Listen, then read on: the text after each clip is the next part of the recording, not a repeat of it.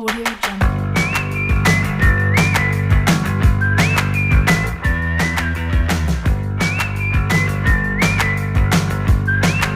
Audio Jungle. Assalamualaikum warahmatullahi wabarakatuh. Kali ini kita akan lanjut belajar IPA kelas 9 bab tentang sistem reproduksi pada manusia. Ini video yang kedua. Pada video pertama kita udah belajar tentang pembelahan sel. Ada dua jenis dari pembelahan sel, ada mitosis dan ada meiosis. Nah, di video yang kedua ini kita akan ngebahas tentang struktur dan fungsi organ reproduksi pada laki-laki. Oke? Nah, sama halnya seperti video yang pertama.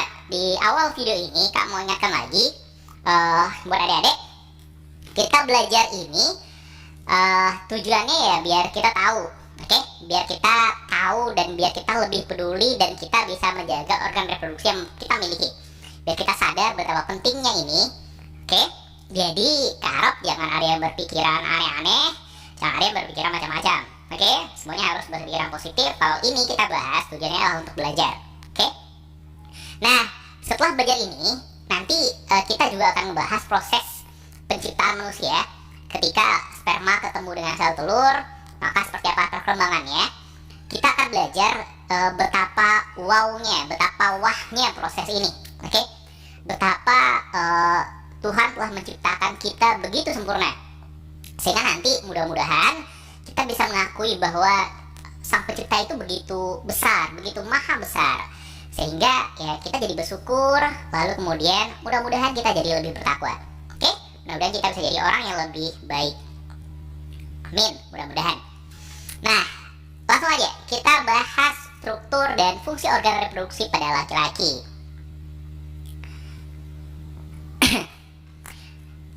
Kalau kita ngomongin struktur dan fungsi organ reproduksi pada laki-laki, di bagian ini kita akan ngebahas dua hal. Yang pertama akan kita bahas organ reproduksinya itu sendiri, seperti apa struktur dan fungsinya. Yang kedua, kita akan ngebahas proses spermatogenesis. Spermatogenesis inilah proses pembentukan dan pematangan sperma. Nah, yang pertama, kita bahas organnya terlebih dahulu. Kalau kita ngomongin organ reproduksi, maka akan lebih gampang, akan lebih mudah dipahami kalau kita lihat gambarnya. Ini gambar organ reproduksi pada laki-laki. Ini kalau dilihat dari samping, maka penampakannya itu seperti ini.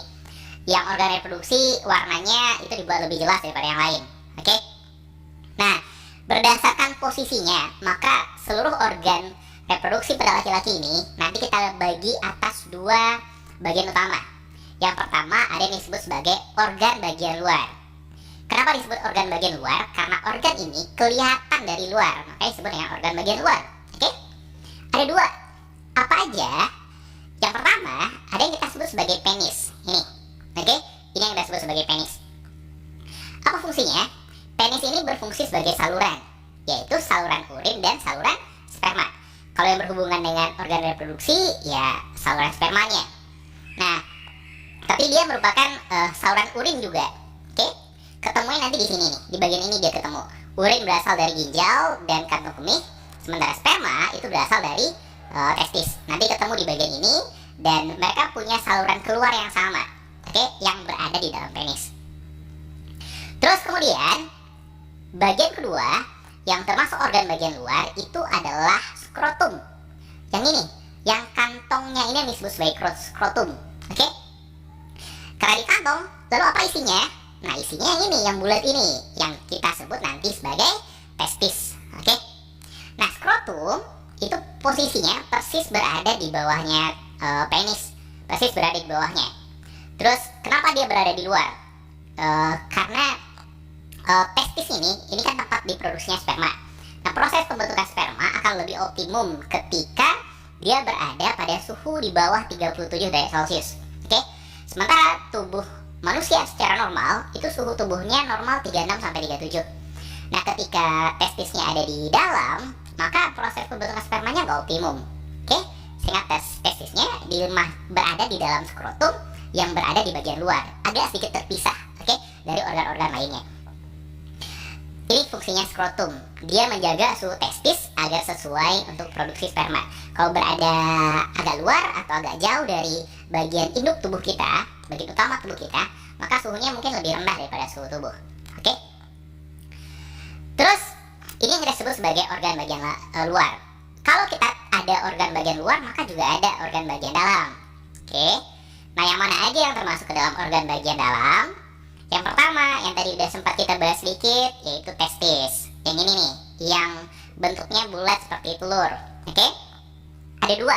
Setiap laki-laki itu punya sepasang testis yang fungsinya ya sama untuk produksi sperma. Ada dua yang diproduksi, nggak cuma sperma. Yang pertama, dia memproduksi sel sperma. Oke, sel sperma adalah sel kelamin laki-laki, dan dia juga memproduksi hormon testosteron. Kita bahas satu-satu. Sel sperma ini bentuk dari satu sel sperma. Ada kepalanya, ada bagian leher, ada badannya, lalu ada ekornya. Kenapa bentuknya seperti ini? Karena sperma itu sifatnya aktif. Ketika mau terjadi pembuahan, maka sperma ini akan berenang secara aktif menuju sel telur. Oke, sehingga nanti terjadi pembuahan. Nah, agar dia bisa berenang dengan baik, maka bentuknya dibuat kayak gini. Oke, dia langsing, ada ekornya nanti akan bergerak kayak ekor apa ya? Kayak ekor berudu lah, berudu. Tahu berudu kan, anak kodok? Ya kayak gitu. Dia akan berenang. Terus kemudian apa fungsinya? Ya, dia berfungsi untuk membuahi sel telur. Ketika sperma berhasil membuahi sel telur, maka nanti akan dihasilkan gamet yang terus berkembang menjadi janin. Janin ini sebutan untuk bayi yang ada di dalam rahim seorang ibu. Oke? Nanti prosesnya akan kita pelajari lebih lanjut. Kemudian dia juga menghasilkan hormon testosteron. Hormon testosteron sering juga istilahkan sebagai hormon laki. Oke? Kenapa? Karena senyawa ini dapat merangsang perubahan fisik pada laki-laki. Apa contoh perubahan fisiknya? Yang pertama misalkan, ketika anak-anak mau menjadi remaja, anak cowok mau jadi remaja cowok, oke? Maka kalau kita perhatikan ada beberapa hal dari fisiknya yang berubah. Contohnya misalkan yang pertama, tumbuh kumis, jenggot, oke? Dan rambut di beberapa tempat yang ada pada tubuhnya. Waktu remaja nggak ada, waktu anak nggak ada. Pas remaja udah mulai timbul, oke? Terus kemudian perubahan fisik lainnya, misalkan munculnya jakun, oke? Jakun yang tonjolan yang ada di leher. Terus suaranya juga berubah. Kalau anak-anak biasanya suaranya lebih melengking, ketika remaja cowok, ketika udah remaja, suaranya berubah menjadi lebih ngebas, oke? Lebih besar suaranya. Terus kemudian dadanya lebih bidang, lalu kemudian lebih gampang berototnya daripada anak-anak. Ini fungsi dari hormon testosteron, merangsang perubahan fisik pada laki-laki. Termasuk juga nanti hormonnya berpengaruh juga pada proses reproduksi. Oke? Ini yang pertama, testis. Terus sperma yang nanti dihasilkan oleh testis itu nanti akan dikirim ke bagian yang disebut dengan epididymis. Ini yang berada di sekitarnya testis ini. Berbentuk seperti banyak buku yang bilang seperti koma. Kalau ini komanya koma kebalik. Oke? Ini epididymis. Apa fungsinya? Epididymis ini berfungsi untuk menyimpan sperma sementara. Kan testis tadi menghasilkan sel sperma. Lalu spermanya dikirim di sini dan disimpan sementara sampai nanti siap untuk keluar. Oke? Sampai nanti ya keluar. Keluarnya bisa karena berapa faktor. Yang pertama bisa keluar karena ini udah penuh, harus dikeluarkan. Oke? Kenapa bisa penuh? Ya karena testis itu memproduksi sperma secara terus menerus, gak berhenti-berhenti. Sehingga nanti penuh akan keluar. Ya kalau pada laki-laki yang biasanya udah beranjak dewasa, udah beranjak remaja, ada istilahnya mimpi basah. Oke, jadi keluarnya ketika tidur atau ketika ada rangsangan, dia bisa keluar. Oke, ini epididymis, tempat menyimpan sperma sementara. Nah, dari epididymis ketika dia akan keluar, dia lanjut ke saluran yang disebut dengan saluran vas deferens. Ini yang panjang ini. Dari epididymis dia keluar pada saluran yang panjang yang disebut sebagai vas deferens. Oke? Nanti dari vas deferens dia sampai pada saluran yang disebut sebagai uretra. Uretra ini saluran yang merah ini yang berada di dalam penis. Oke? Jadi vas deferens itu saluran sperma dari epididymis menuju ke arah uretra. Oke? Nah, ya seperti yang Dika bilang, dari vas deferens dia nanti akan menuju uretra. Uretra ini saluran akhirnya, sehingga nanti dia akan keluar. Uretra adalah saluran keluar urin dan sperma. Oke? Sperma berasal dari testis, sementara urin berasal dari ginjal yang ada di atas, lalu masuk ke dalam kantung kemih, lalu kemudian nanti bergabung sama saluran yang sama dengan sperma. Tapi mereka nggak akan pernah keluar secara bersamaan. Oke? Nanti kita bahas lebih lanjut seperti apa prosesnya dan kenapa dia nggak bisa keluar secara bersamaan. Nah, kalau yang berhubungan sama sistem reproduksi berarti yang sperma. Kalau urin ini hubungannya dengan sistem ekskresi. Oke, sistem pengeluaran cairan yang nggak dibutuhkan lagi.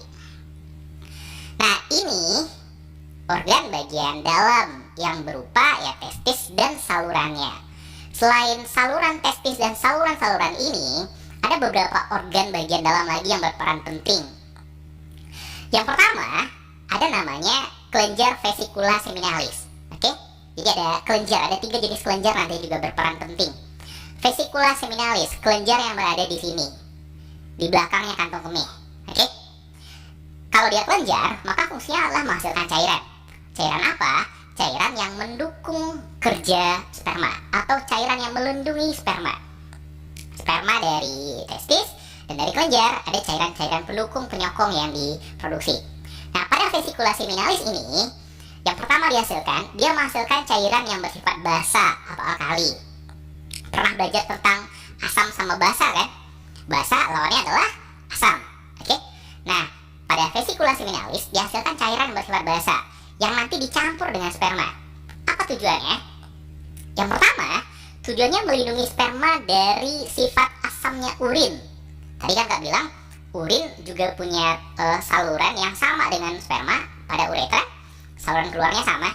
Nah, urin itu bersifat sedikit asam. Sementara sperma yang dihasilkan testis, dia nggak boleh kena asam. Kalau kena asam, mati dia.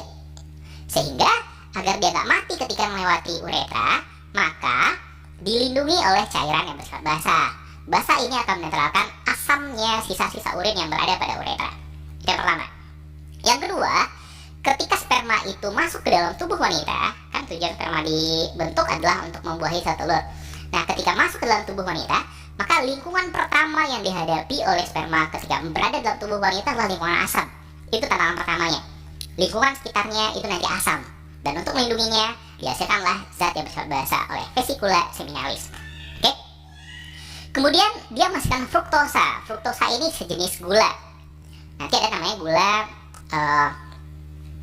gula monosakarida, ada polisakarida, ada disakarida, dan ada monosakarida. Dan fruktosa ini adalah jenis gula monosakarida. Oke? Maksudnya apa? Ya, ini intinya ini gula sederhana yang bisa langsung dipakai untuk menghasilkan energi. Energi bagi siapa? Energi bagi sperma. Sperma itu dia berenang, ada ekornya kan tadi, dan dia akan berenang aktif menuju sel telur. Dan agar dia kuat berenangnya, maka dia butuh energi. Energinya berasal dari sini. Oke? Dari cairan yang nanti berada di sekitarnya. Kemudian ada hormon prostaglandin. Nah, hormon prostaglandin ini juga berfungsi untuk melindungi sperma. Sperma itu ketika masuk ke dalam tubuh wanita, dia akan dianggap seperti sel asing. Ada sel asing masuk ke dalam tubuh, sehingga sistem imun pada wanita cenderung akan menolak sperma, akan membunuh sperma. Dan hormon prostaglandin ini akan melemahkan sistem imun itu. Oke?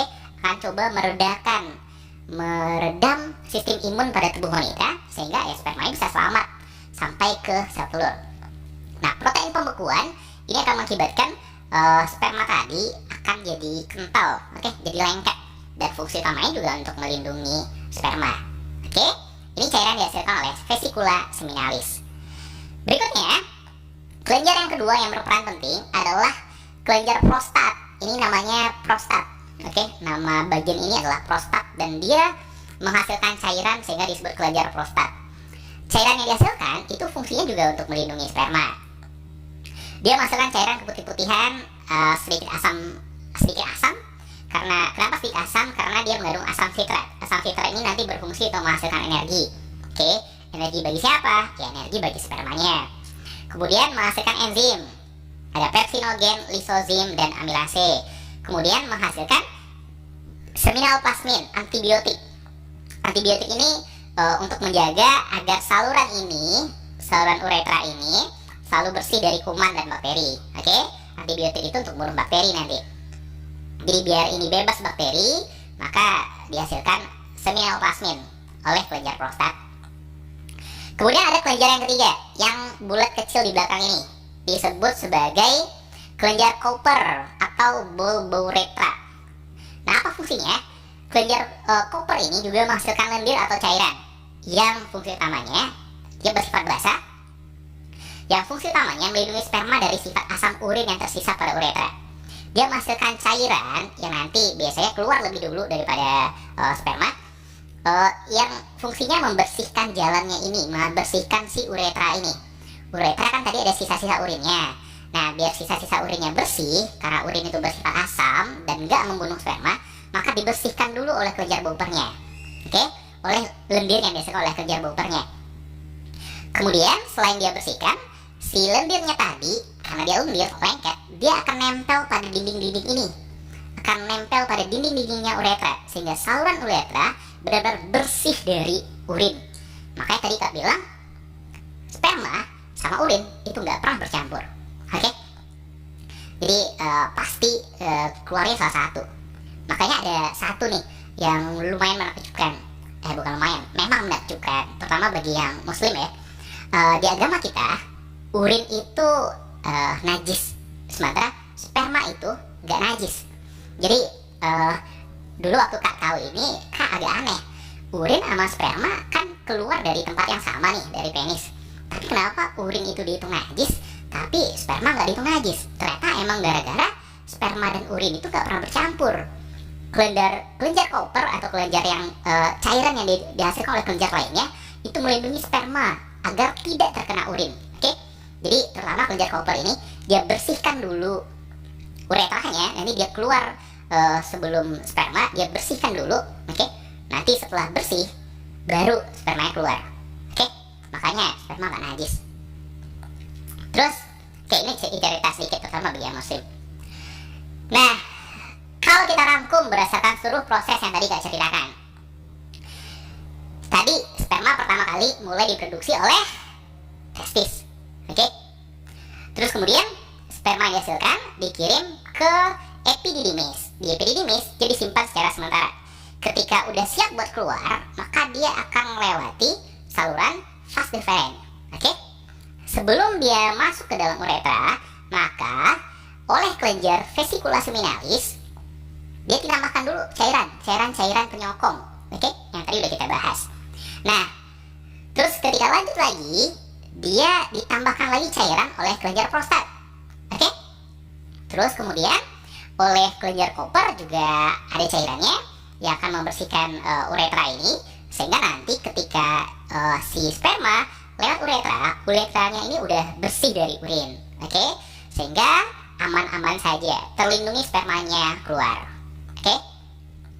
Ini secara umum organ-organ reproduksi pada laki-laki. Oke? Pahami urutannya, pahami fungsi masing-masing dari organnya. Nah, kalau kita udah ngebahas organ, sekarang kita ngebahas proses spermatogenesis atau proses pembentukan spermanya. Yang tadi paham kan? Jangan lupa biar belajar lebih efektif, kalian belajarnya sambil nyatat. Oke?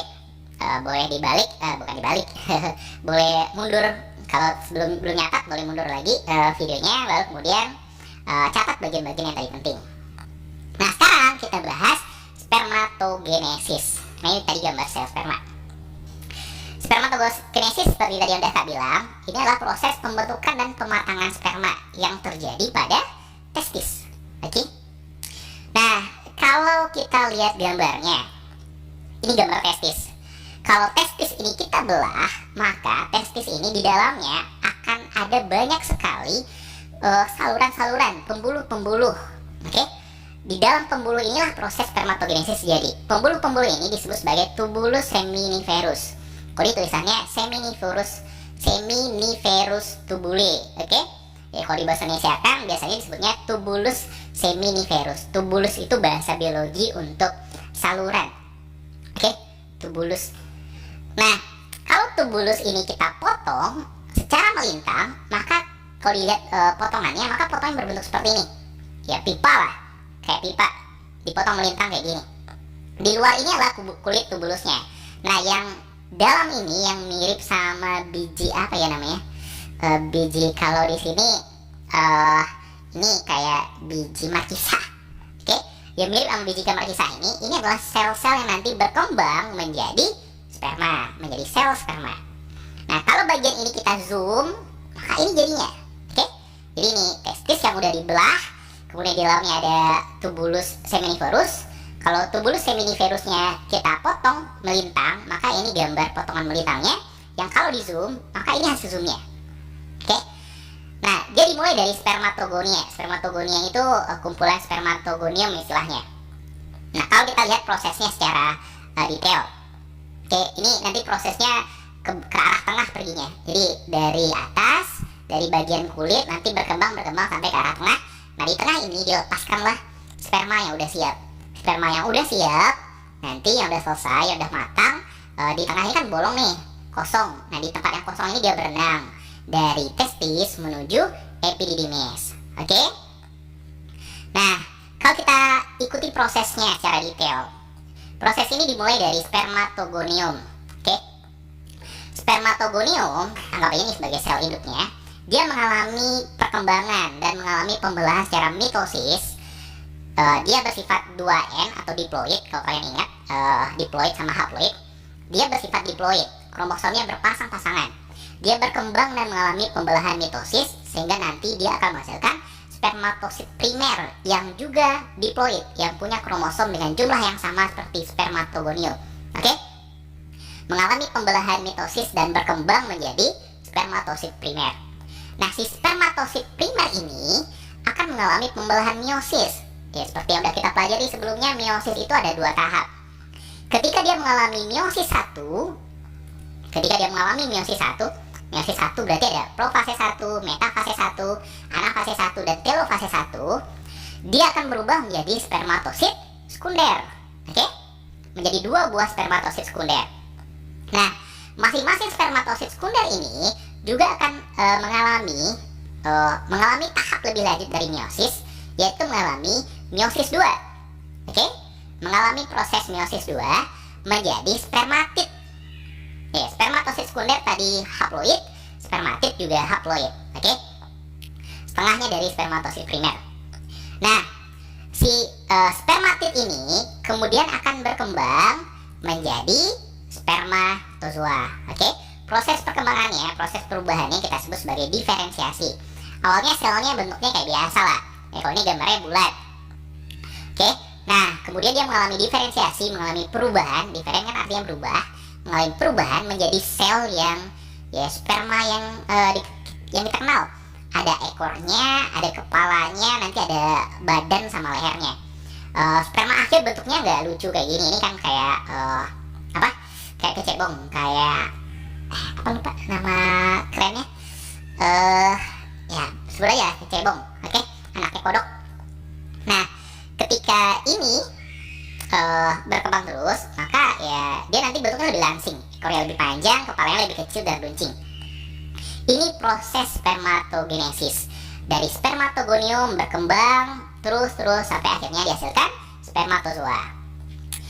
Nah, bentuknya ini bentuk aslinya nih, bentuk yang udah matangnya. Jadi runcing dengan ekor yang panjang.